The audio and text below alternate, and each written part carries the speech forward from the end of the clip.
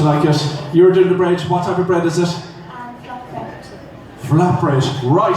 They're making their own bread. You brought in bread ends, right? You're gonna 7 up now, girls, but you have some brilliant ingredients. Okay, would you give them a countdown to start it off? Is that fair enough? And then I'll talk to Matthew. So everyone, we'll start at 5 and we'll go down to 1. Will you help me out, boys and girls? You will. Brilliant. And we'll get the schools cook-off getting. It's Prez versus Causeway in 5, 4, 3, 2, 1. Get sandwich making, ladies, and they're off. Okay, our judge, Matthew Sibley from the Sibley Food Company. We can use this mic anyway, Matthew. We were here last year with great crack, but you're a judge this year on a sandwich. What makes a great sandwich, do you think? Oh, that's a great question. The bread is a big one, so making your own bread is a brave move. But no, it's I think the initiative as a whole is brilliant because it's getting young people cooking. And I think in a world where food is so easy and accessible.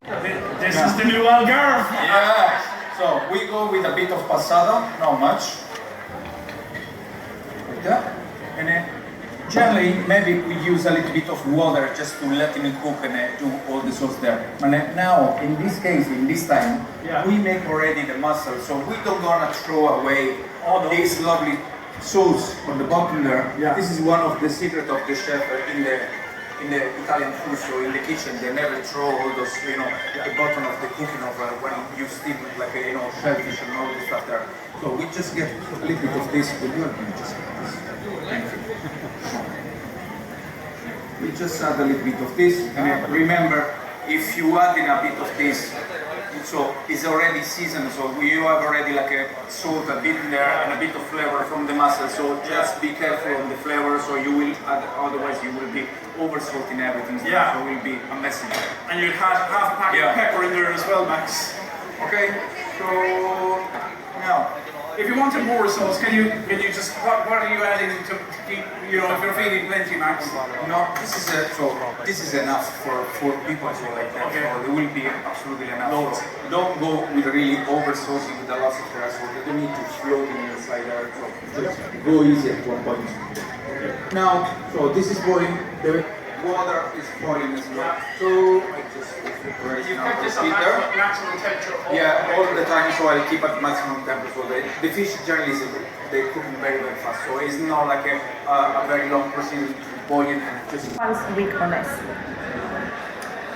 Now, in another study, I found that saffron was just as effective as the antidepressant drug Prozac in treating depression. People who took saffron just showed the same improvement as people who were on antidepressant drug.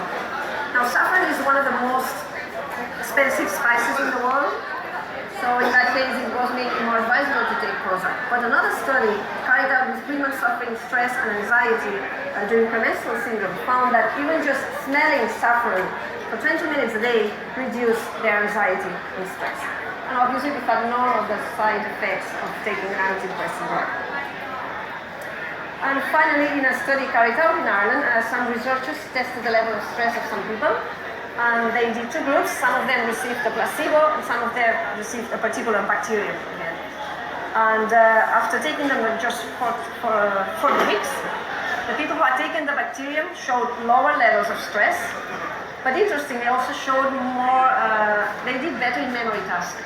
And they showed an increased activity in an area of the brain, the hippocampus, which is linked to memory, and which actually becomes weaker in people with dementia and Alzheimer's. So it's quite amazing, isn't it, that we could improve our microbiome with our lifestyle and our habits. And to what extent can we change our microbiome? There are some things that we cannot really change easily. There are a few things that in the first few years of our life that have a huge impact on our microbiome, and those will probably impact us for the rest of our lives. For instance, if you were born by C-section rather than a natural birth, if you had loads of antibiotics as a child, if you lived in a very sanitized environment, in an apartment where everything was clean, rather than maybe living in a more rural area where you were in touch with soil, with animals, with your... So all that would impact your microbiome. But there are a few things that we can do. As I mentioned earlier, for instance, the friendly bacteria in our gut love eating fiber. So fiber is only found in plant-based foods. Animal foods don't have any fiber. And it's mostly found in natural, whole foods. So processed foods generally don't have much fiber either. Now, dietary guidelines recommend that it's 30 grams of fiber per day. But most people don't reach those minimum. In fact, many people nowadays are worried and checking labels and checking and getting protein powders. Am I getting enough protein? And getting supplements. Am I getting enough magnesium and iron? And not that many people worry about are they getting enough fiber. And it's actually one of the most